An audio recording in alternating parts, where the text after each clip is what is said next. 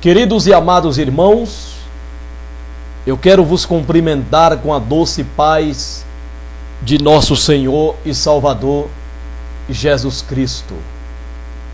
Dou graças a Deus por mais esta rica oportunidade que Ele me concede após um dia de trabalho, poder encontrar-me aqui para mais uma ministração da Santa Palavra de Deus.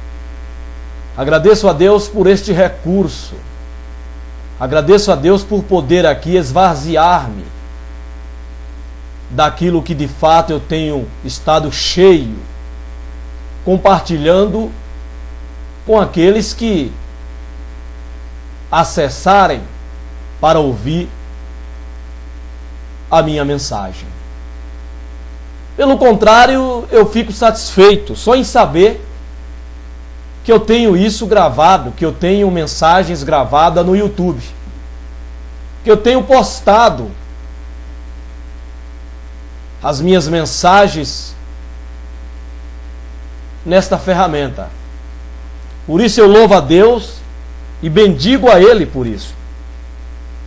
Enquanto muitos ficam vaidosos por pregar dentro do templo, perante a igreja, diante de multidões, eu fico feliz só em estar pregando aqui, só em estar gravando essas mensagens em meu coração. Eu já me sinto por demais agradecido a Deus. E nesta noite, nesse tempo que estarei aqui ocupando, eu quero meditar com os irmãos no livro de Atos dos Apóstolos, no capítulo 4, no versículo 8, o versículo 9, 10, versículo 11 e o versículo 12, que nos diz assim a bendita palavra de Deus. Então Pedro, cheio do Espírito Santo, lhes disse: principais do povo e vós, anciãos de Israel, visto que hoje somos interrogados acerca do benefício feito a um homem enfermo e do modo como foi curado, seja conhecido de vós todos e de todo o povo de Israel, que em nome de Jesus Cristo, o Nazareno, aquele a quem vós crucificastes e a quem Deus ressuscitou dos mortos, em nome desse é que este está são diante de vós. Ele é a pedra que foi rejeitada por vós, os edificadores, a qual foi posta por cabeça de esquina. E em nenhum outro há salvação, porque também debaixo do céu nenhum outro nome há dado entre os homens pelo qual devamos ser salvos. Glória a Deus. Louvado seja o nome de nosso Senhor e de nosso Salvador Jesus Cristo. Eu não tenho por hábito de dar tema às minhas mensagens, como os irmãos já têm percebido nos vídeos anteriores. Primeiro, porque eu acabo me esquecendo de dar o tema. E segundo, por falta de hábito. Mas como eu me lembrei, nesta oportunidade eu quero dar um tema a esta mensagem. E o tema para esta mensagem é Jesus Cristo, o único Salvador. Jesus Cristo, o único Salvador.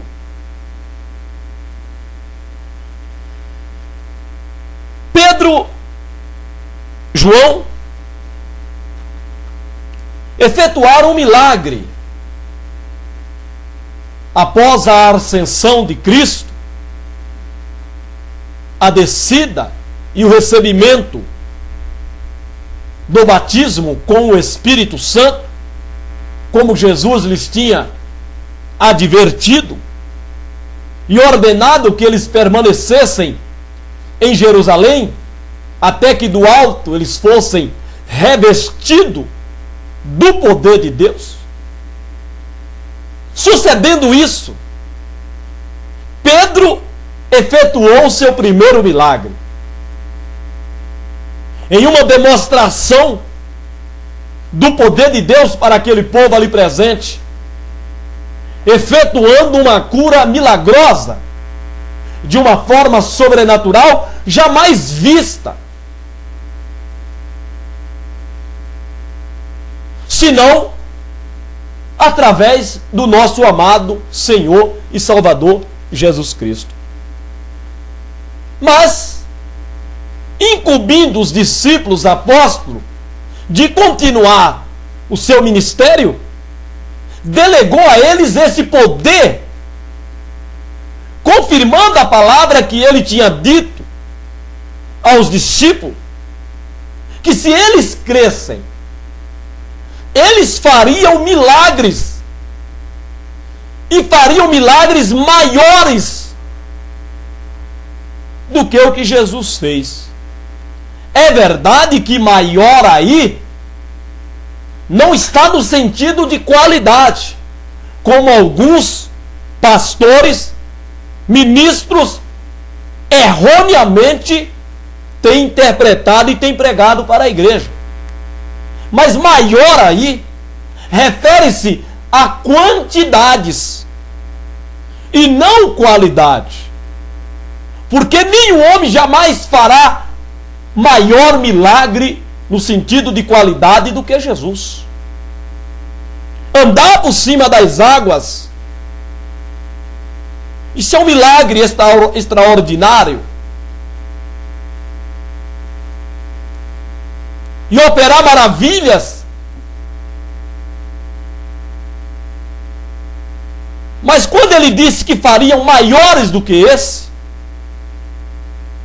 era no sentido de quantidades. E nós vemos agora aqui Pedro e João subindo ao templo a hora da oração, a hora nona, às 3 horas da tarde,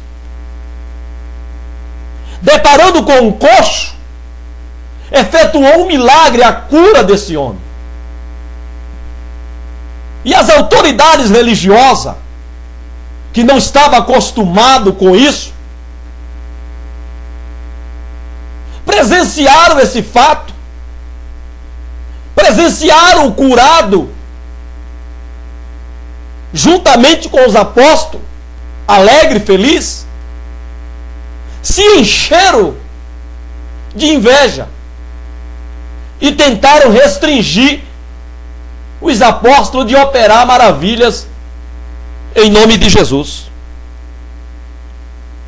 levando-os até perante autoridades, perante o Sinédrio.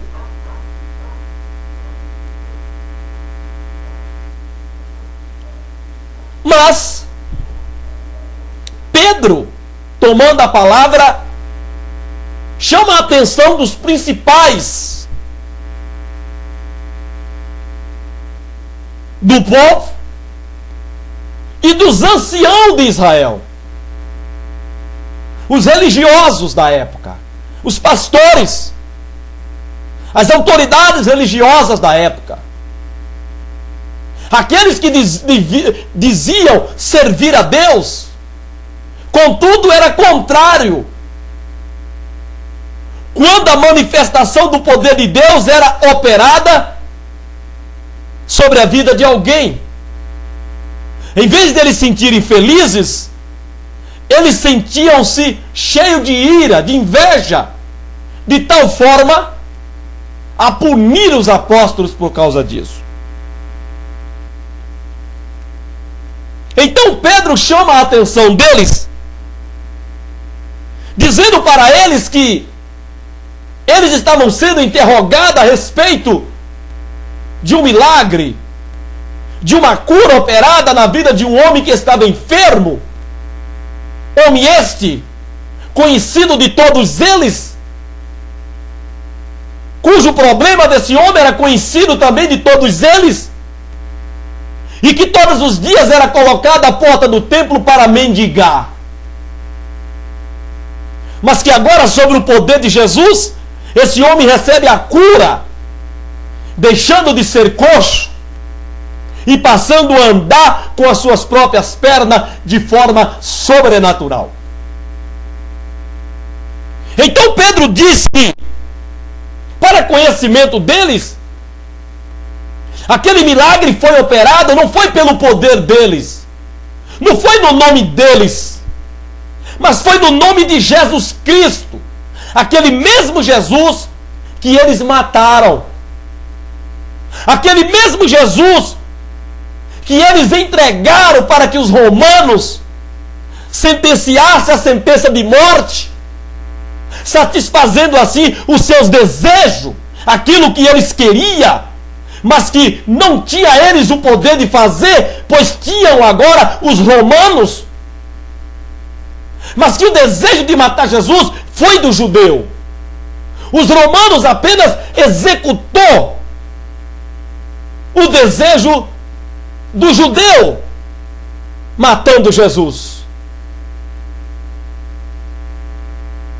Mas que esse Jesus a quem eles mataram, Deus o ressuscitou dentre os mortos. E foi no nome de Jesus Cristo Nazareno que aquele homem tinha recebido a cura, tinha recebido o milagre, que estava andando perfeitamente.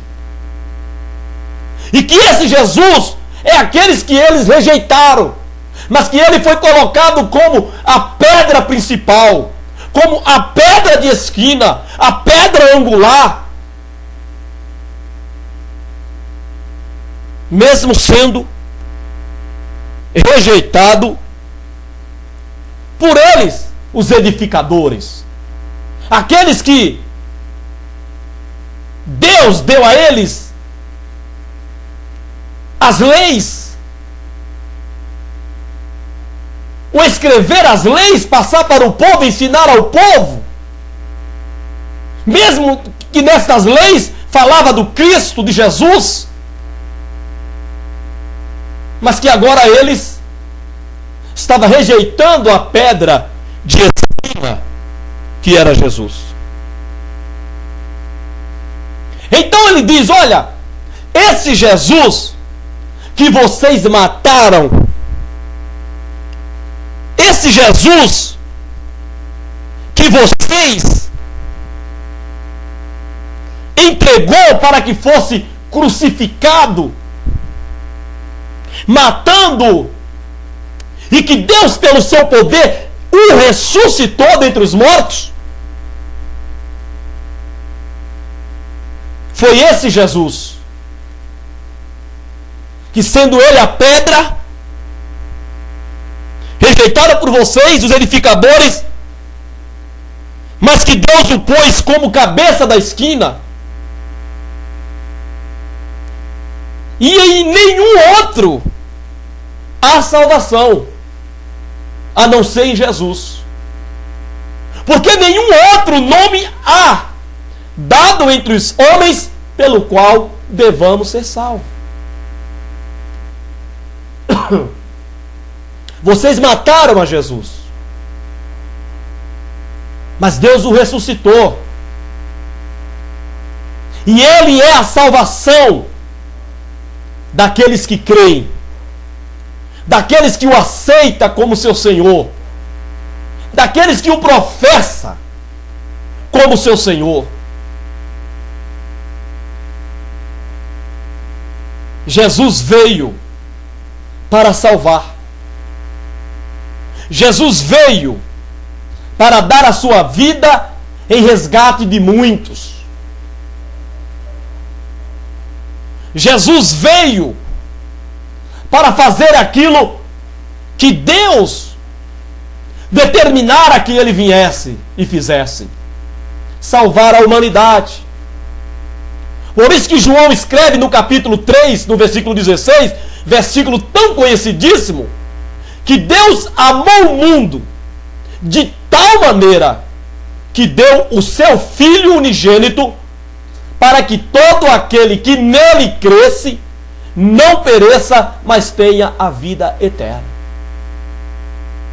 Deus deu a Jesus para nós, e olha que nós não merecíamos, nós não merecemos, mas Deus graciosamente entregou o seu Filho de maneira espontânea,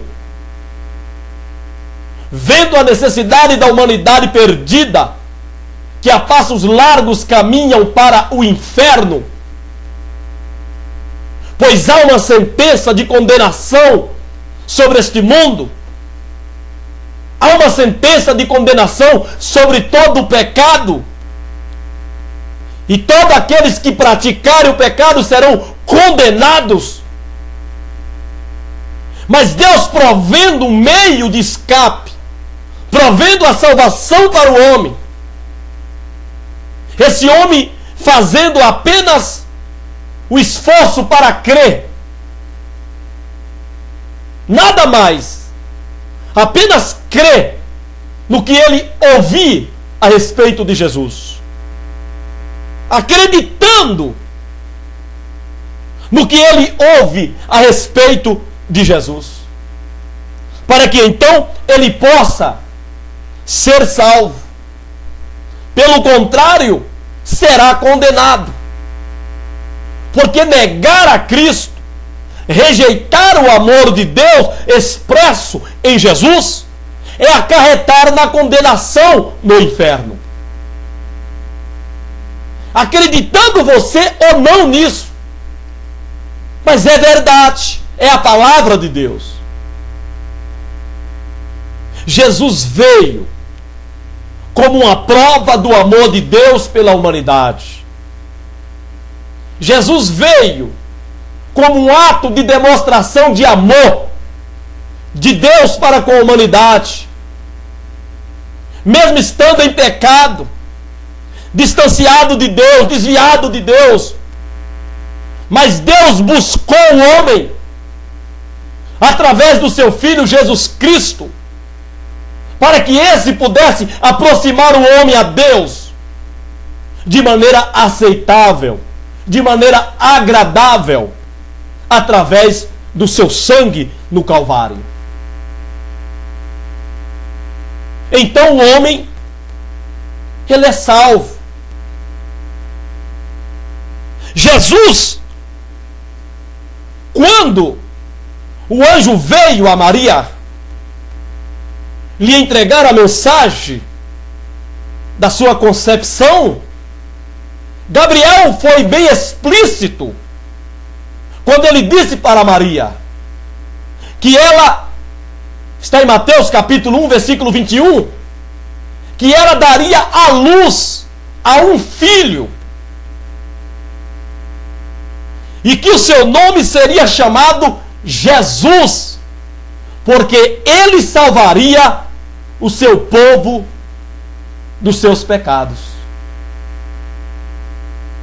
Esse povo, na verdade, o judeu.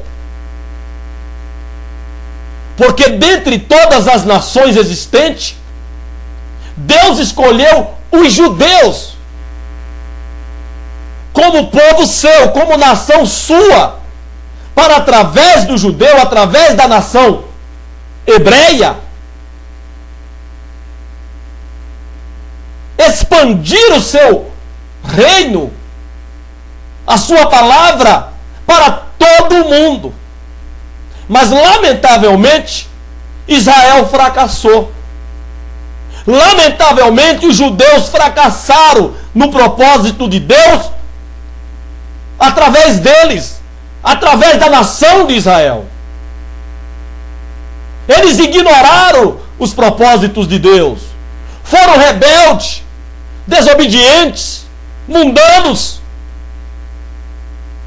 de tal maneira que a humanidade se corrompeu de forma generalizada, de tal forma que Deus olha dos céus à terra no Salmo 53, narra com muita precisão que Deus olha dos céus à terra para ver se havia algum justo que tivesse entendimento e buscasse a Deus. Diz a palavra que não achou um sequer. Desviaram-se todos e juntamente se fizeram imundos. Não havia quem fizesse o bem, não havia sequer um. Veja a generalização do pecado no mundo. Uma nação escolhida, uma nação eleita para ser povo escolhido de Deus, Israel, para levar os propósitos de Deus às nações. Mas lamentavelmente fracassaram. Então Deus olha dos céus à terra e não havia sequer um que tivesse entendimento e buscasse a Deus. Estavam todos desviados, todos juntamente fizeram-se imundos. Quem então morreria? Quem então seria o objeto de sacrifício para que fosse imolado e seu sangue derramado diante de Deus, perante Deus, para a remissão do pecado da humanidade perdida? Deus então se aprove dos céus. No inferno não havia ninguém, na terra também não havia ninguém. Recorrer a quem? Recorrer aonde? É aí, irmãos, que nós vemos o grande interesse de Deus pela humanidade. Um Deus que não precisa de nós. Um Deus que vive muito bem sem a humanidade. Mas um Deus que age como que se Ele precisasse de nós. Um Deus que age como que se Ele necessitasse de nós. Um Deus que age como que se Ele sentisse falta de nós. Mesmo tendo milhares e milhares de anjos. Miríades e miríades de anjos. Mas Deus age como que alguém correndo atrás da humanidade. Por isso que o salmista diz: quem é o homem para que tu tanto o estime e ponha nele o teu coração? É o amor de Deus por nós. É o amor de Deus pela sua criatura. É o amor de Deus pela sua criação máter. A coroa da criação. Mas quem Deus poderia se prover? Uma vez que olhando Ele dos céus à terra, não se achou ninguém que tivesse entendimento e buscasse a Deus. Parece que Deus apela para os céus. E Ele apelando para os céus, alguém se prontifica. Quem? Os anjos? Não. Os anjos não poderiam morrer pela humanidade. Não poderia. Porque eles são sujeitos a pecarem. Eles são insensíveis. Mas quem poderia? A quem Deus poderia recorrer? Acredito eu que em meio à pergunta de Deus, as quais faço as perguntas de Deus a Isaías como que as perguntas de Deus aos céus. A quem enviarei? Quem há de ir por nós? Eu transporto essas palavras ditas ao profeta Isaías, quando ainda não era profeta, mas a partir dessas palavras, culminando no seu ministério profético, eu transporto esse dizer lá para o céu. Como que nessas mesmas palavras, como que nessas mesmas perguntas, Deus faz sua voz ecoar em todo o céu e pergunta: quem há de ir por nós? A quem enviarei? Faz-se um silêncio, acredito eu. Os anjos se recuam, os querubins se recuam, os arcanjos se recuam, os serafins se recuam. Faz-se um silêncio. Imagino eu assim. Dá-se um cochicho. Penso eu assim. Talvez um passando para o outro. Vai você. Vai você. O silêncio então é quebrado por a voz do amado, pela voz do filho, se prontificando a vir, mesmo ciente das implicações, mesmo ciente dos fatos, dolorido,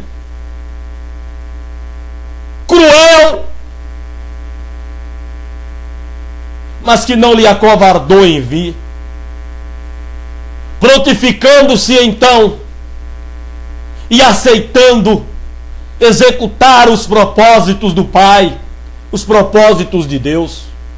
Tudo isso pela humanidade, tudo isso pelo homem pecador, tudo isso pelo homem miserável, desgraçado, sem amor, sem afeto, sem perguntar por Deus, mas que vivia a mercê dos seus desejos, das suas paixões pecaminosas, corrompendo a terra, tornando-a imunda e imundos. Mas Jesus veio, ofereceu-se,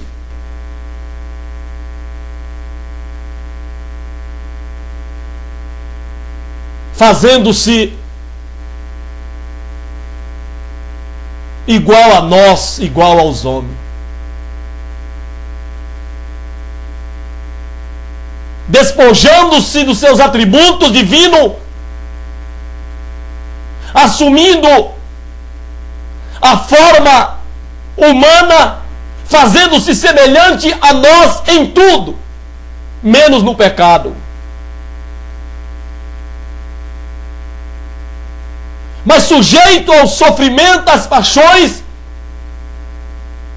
às fraquezas, às tristezas, às alegrias, tudo aquilo inerente de um ser humano. Jesus reivindica para si. E como homem, ele nasce de uma virgem, de forma sobrenatural, como a ação do Espírito Santo, e cresce, sendo conhecido de todo e por todos, até a idade adulta, aonde agora convinha executar a obra para a qual ele foi enviado. Eu sempre digo que Jesus foi o único homem sobre a face de toda a terra que nasceu sabendo que nasceu para morrer. Nasce-se homens, mulheres, mas com o propósito de viverem para sempre. Por isso angaria milhões, fortunas, bens, imóveis. Pessoas agem como que elas nunca irão morrer. Quando a Bíblia diz que tendo o que comer e com que vestir estejais por demais contente. Mas os homens sempre correram desenfreadamente numa busca incansável pela riqueza, até matando uns aos outros, traindo, para chegar a um patamar de vida, para uma vida eterna, como que se eles não morressem. O homem não pensa em morrer. Morrer não está em seus pensamentos, não faz parte dos seus projetos. Mas vão morrer. Querendo ou não, vão morrer. Mas Jesus, Ele já veio do céu sabendo para o que fim Ele veio. E não se acovardou. Ele veio, mesmo sabendo o que lhe esperava, mesmo sabendo o que enfrentaria, mas por amor à humanidade, por amor ao homem, por amor à mulher, para que pudessem serem salvos, tornando-os agradáveis diante dos olhos daquele que é santo, santo, santo para todo sempre, através do seu sangue puro, do seu sangue inocente. A exigência de Deus foi o derramamento de sangue. Sem derramamento de sangue, não poderia haver a remissão dos pecados da humanidade. Mesmo sendo por longos anos efetuados sacrifícios de animais cujo sangue era derramado e na verdade apenas cobria o pecado, mas o pecado permanecia ali diante de Deus, não era tirado, porque o sangue de animais não tira pecado, apenas cobria, de maneira que a misericórdia de Deus permanecesse sobre o mundo, sobre a humanidade, numa esperança de que alguém, este Jesus, se prontificasse a morrer, a dar a sua vida, a derramar o seu sangue em resgate da humanidade perdida. Assim Jesus veio, morreu, seu sangue foi derramado sobre a terra. Isso é fato de conhecimento de toda a humanidade, ainda que ignorado, desprezado, rejeitado, tido como homem, como qualquer outro, que por um ato de subversão às leis romanas sofreu a crucificação, penalidade executada na época, sem considerar que a morte de Jesus estava no projeto de Deus. O derramar o seu sangue estava no projeto de Deus, como preço reivindicado para resgate da humanidade perdida, para perdão dos pecados da humanidade. E nessa ignorância muitos têm morrido e ido para o inferno. E muitos morrerão se não se arrependerem, se não crerem neste sacrifício, reconhecendo a morte de Jesus não como um mártir, não como um Tiradentes, não, mas reconhecendo que ele morreu espontaneamente, dando a sua vida, o justo pelos injustos, o santo pelos profanos, para resgatar-nos para Deus. Por isso que Pedro diz que em nenhum outro há salvação. Somente em Jesus, somente no nome de Jesus Cristo, é que o homem será salvo. Por mais que o homem busque meios, invenções para se salvarem, mas não há salvação fora de Jesus. Ou o homem crê em Jesus para ser salvo, ou ele recusa e será condenado.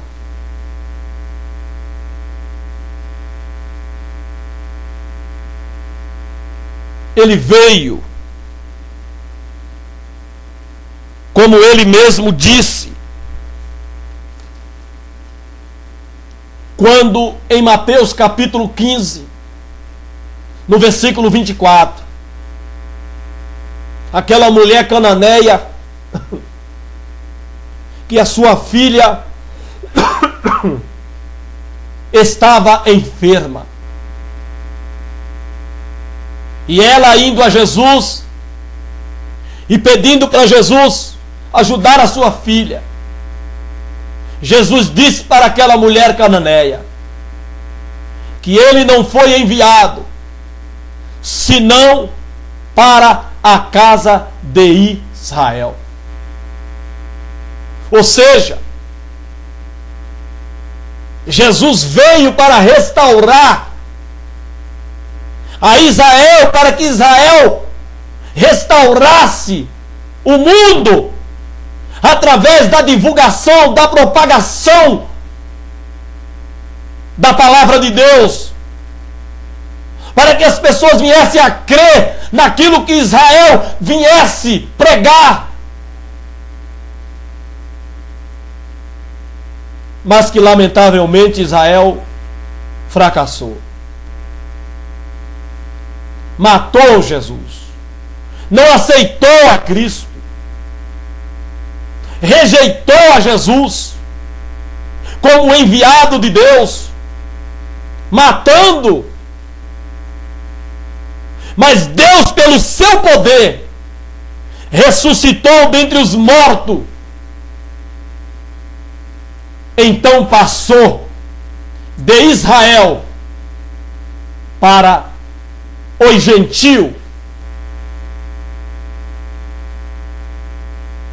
A salvação passou agora para os gentios, para o não judeu, dando a oportunidade rejeitada pelo judeu, rejeitada por Israel, de se salvarem, de crerem, de aceitarem a Jesus como Senhor e Salvador das suas almas. E hoje o Evangelho está sendo disseminado para todos, não somente para o judeu, de maneira que Deus de dois povos fez um só, a igreja.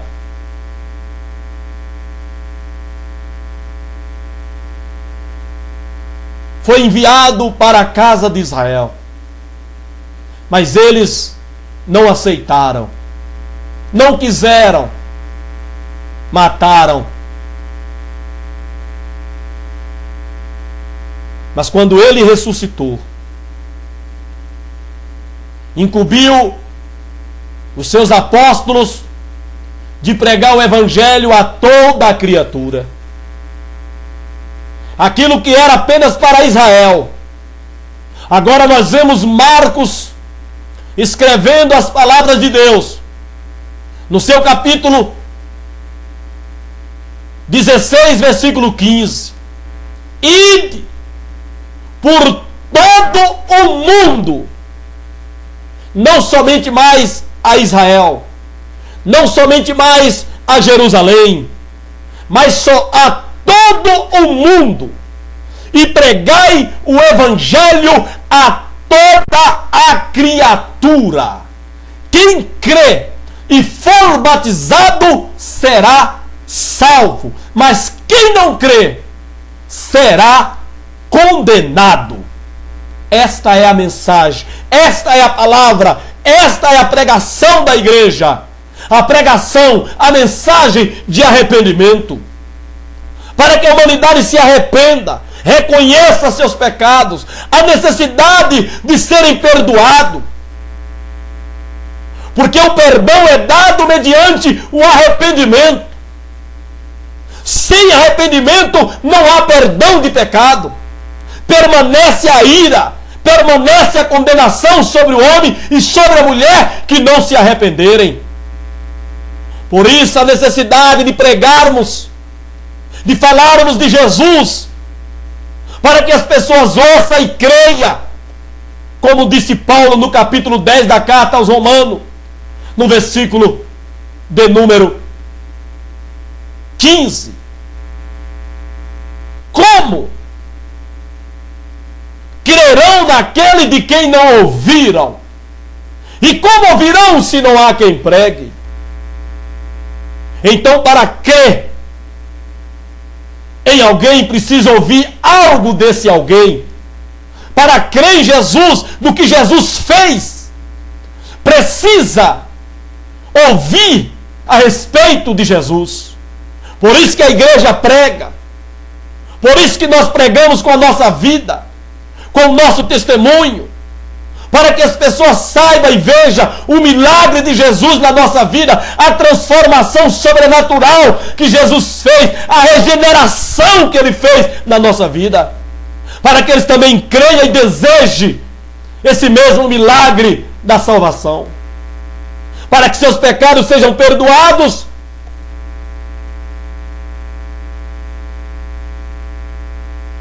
Mas há uma necessidade de se pregar, para que se ouça falar de Jesus. Jesus veio, de dois povos fez um só, a igreja.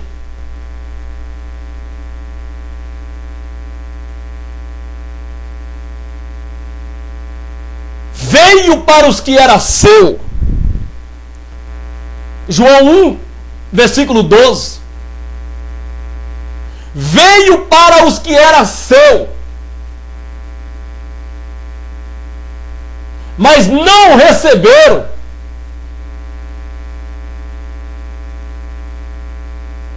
Mas a todos quanto receberam, deu-lhes o poder de serem feitos filhos de Deus.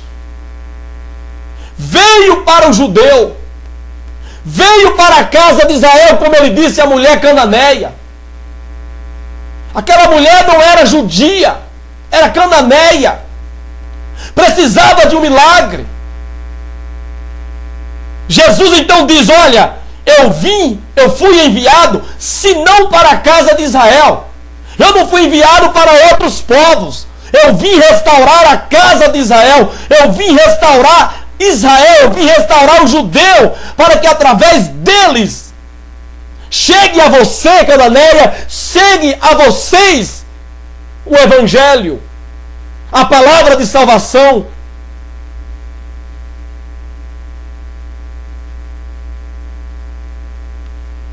Aí João escreve no capítulo 1, versículo 12,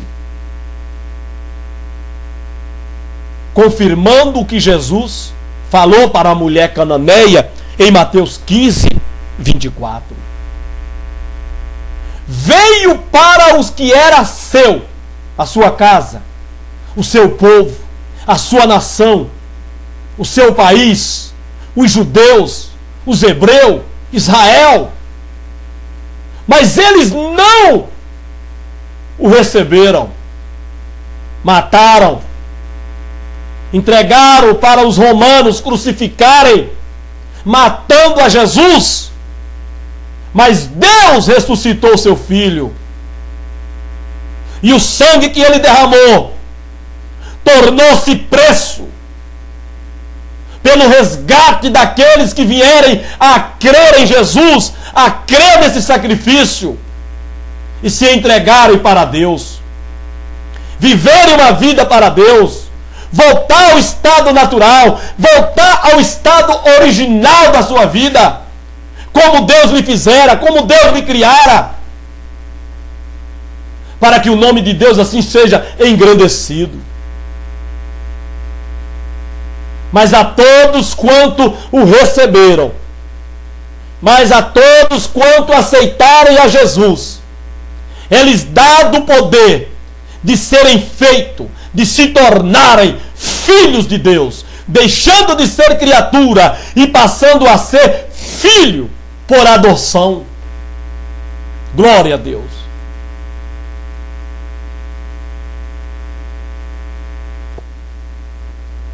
Em nenhum outro há salvação, somente em Jesus. Somente Jesus pode salvar o homem. Somente Jesus pode colocar o homem em condição agradável, aceitável aos olhos de Deus.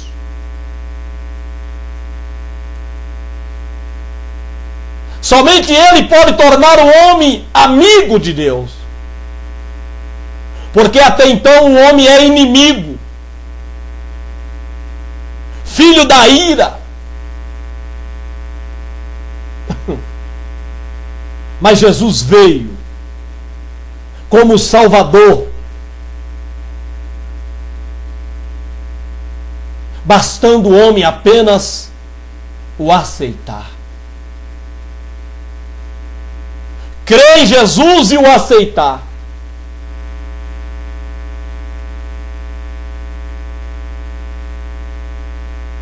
Porque pela graça sois salvo por meio da fé.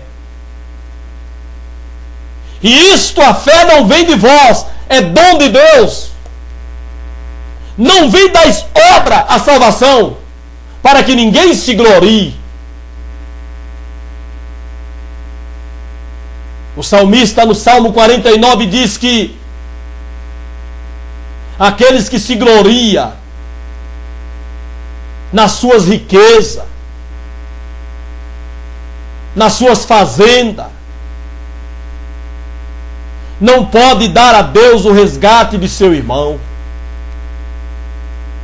Por mais rico, por mais abastado, por mais poderoso financeiramente, o homem venha a ser nesta vida, neste mundo, todo o seu dinheiro, todo o dinheiro deste mundo, se juntar toda a riqueza desse mundo, não pode pagar a Deus o resgate da minha alma. O resgate de uma alma é caríssima. Pedro, escrevendo na sua primeira carta, no capítulo 1, no versículo 18, ele diz que foste comprado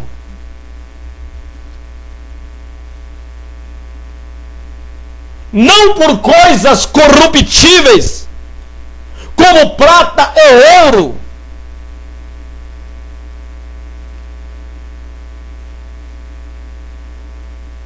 mas fostes resgatado da vossa vã maneira de viver,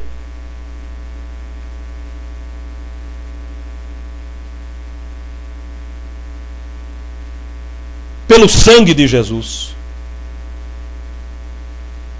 Se ajuntar toda a prata, todo o ouro, todos os bilhões que há,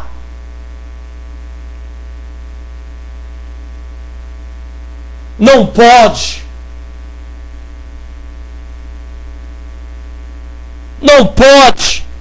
resgatar, dar a Deus o resgate da alma. Ela é cara. A alma do homem, a alma da mulher. Pode ser um homem da pior espécie, dos mais bizarros crimes que se possa ter cometido.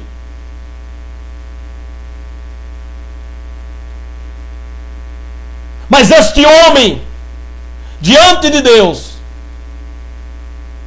ele tem um valor inestimável, que todo o ouro, toda a riqueza deste mundo não poderia pagar a alma deste homem. Sabendo primeiramente isto, sabendo que não foi com coisa corruptível, como prata ou ouro, que fostes resgatado, adquirido da vossa vã maneira de viver, a qual pecávamos contra Deus, feríamos a santidade de Deus, que por tradição recebestes dos vossos pais.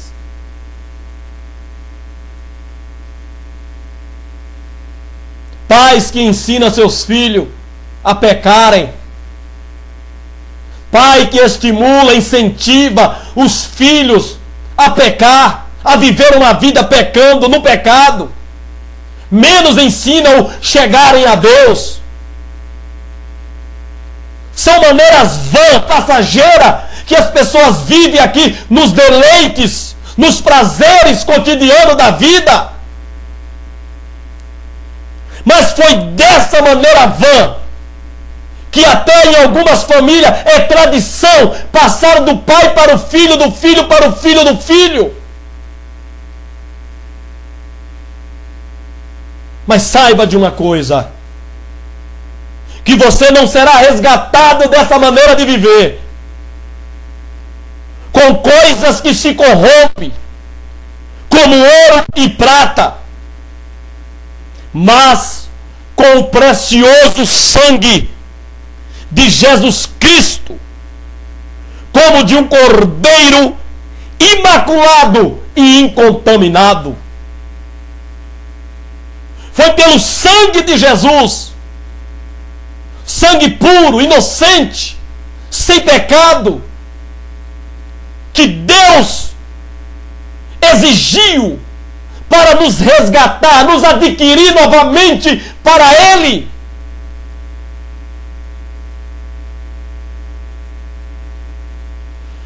Oh, glória a Deus. 1 Pedro, capítulo 1, versículo 18 e 19.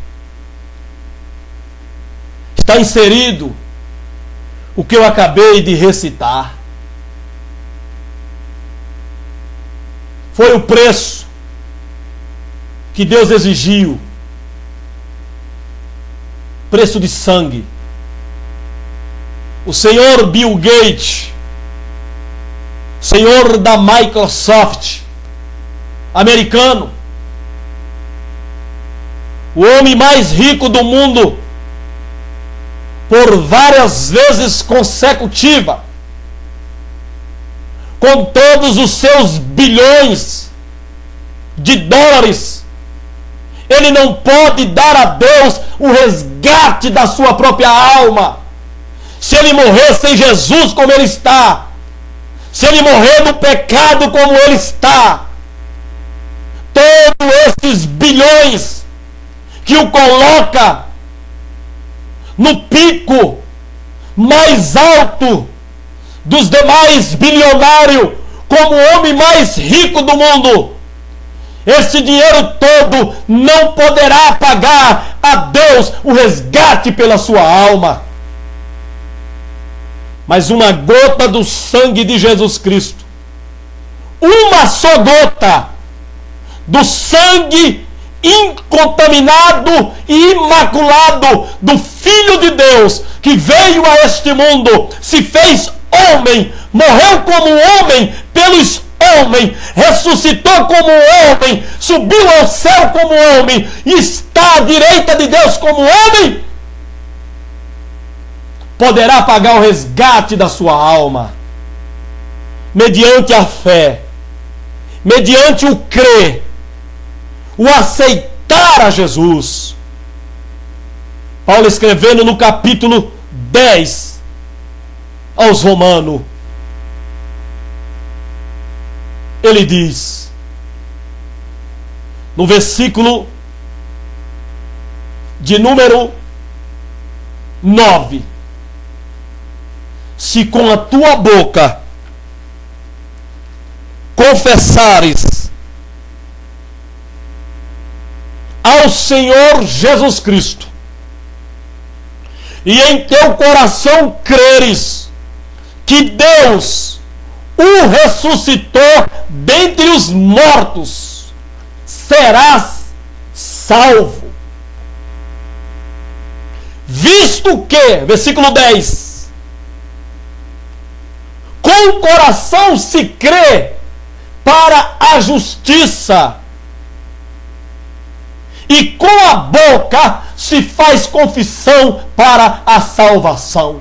Quem é salvo, ele confessa a Jesus, através da sua vida, da sua maneira diferente de viver, da sua maneira diferenciada de ser, da sua maneira diferente de agir, de fazer as suas coisas. Ele professa Jesus com a sua boca, falando o quanto Jesus é bom, o quanto Jesus é maravilhoso, que Jesus salva, Jesus cura, Jesus prepara e leva o homem para o céu. Isso são confissões de quem é salvo. Só salvo pode confessar isso.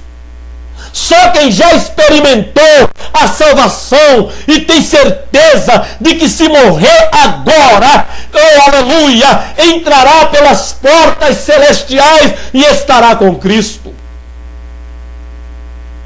Com o coração se crê para a justiça, para viver uma vida segundo Deus, conforme a justiça divina, que é diferente da justiça do homem, da terra.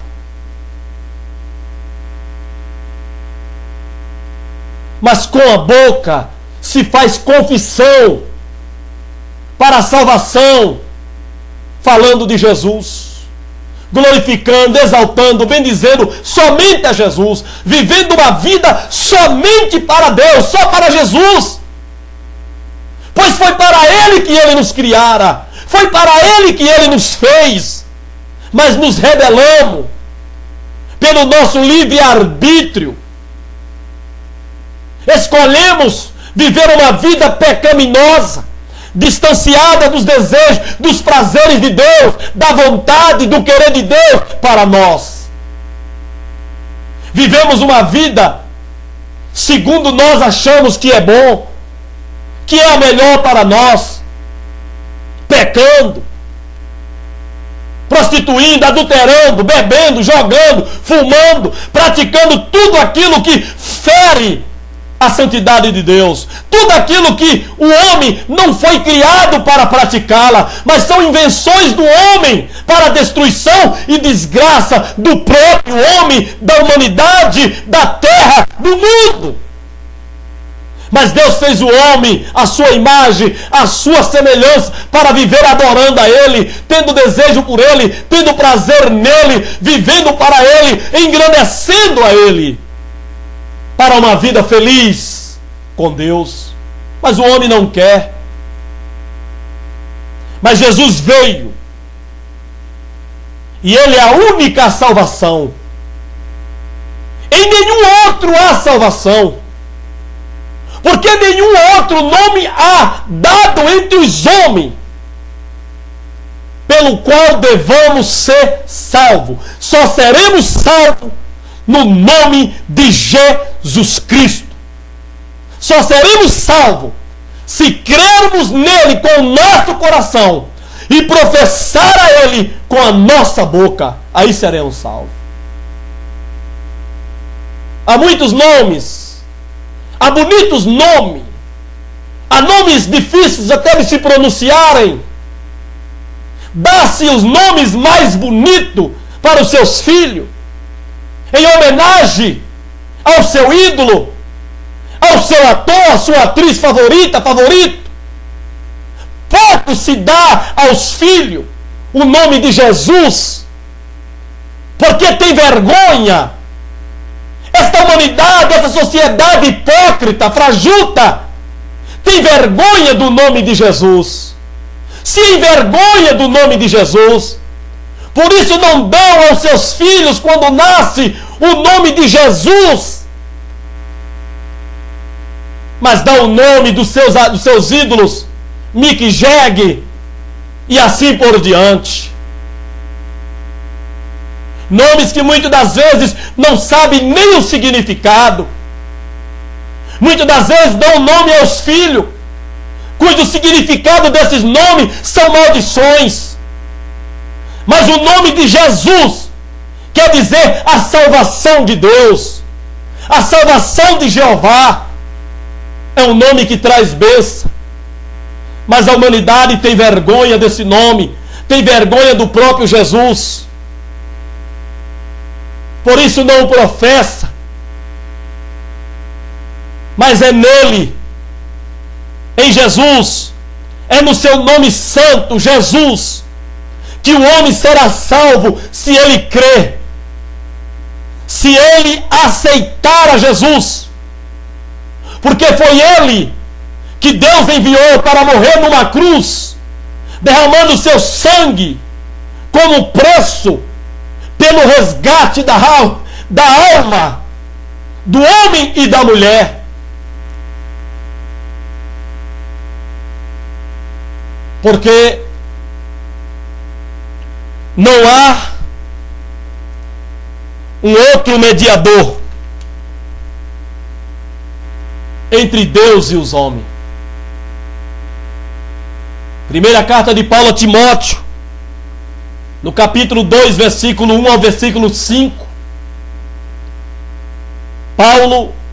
Deus através de Paulo estimula a Timóteo, pastor em Éfeso, na Ásia Menor, a fazer oração, deprecação, intercessão, súplica por todos os homens, por aqueles que estão em eminência, para que tenhamos dias tranquilos, para ver se ele chegue ao conhecimento da verdade e se salve, porque esta é a vontade de Deus. Porque só há um Deus,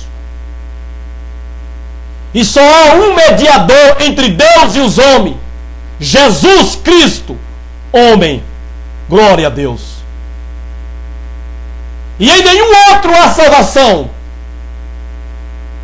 porque nenhum outro nome há dado entre os homens pelo qual devamos ser salvos. Mas darás à luz, Maria, a um filho. O anjo deu até a ultrassonografia. Será um homem, será um menino. Tu darás à luz e porá o nome deste menino Jesus, porque ele salvará o seu povo dos seus pecados. Os judeus rejeitou, veio para nós. Abracemos, aceitemos a ele, amemos a ele, para recebermos a condição de filhos de Deus, herdeiro de Deus e co-herdeiro com Cristo das bênçãos de Deus. Que Deus em Cristo Jesus te abençoe, te dê a paz, te dê a graça, agora e sempre, em nome de Jesus. Amém, Jesus. Amém.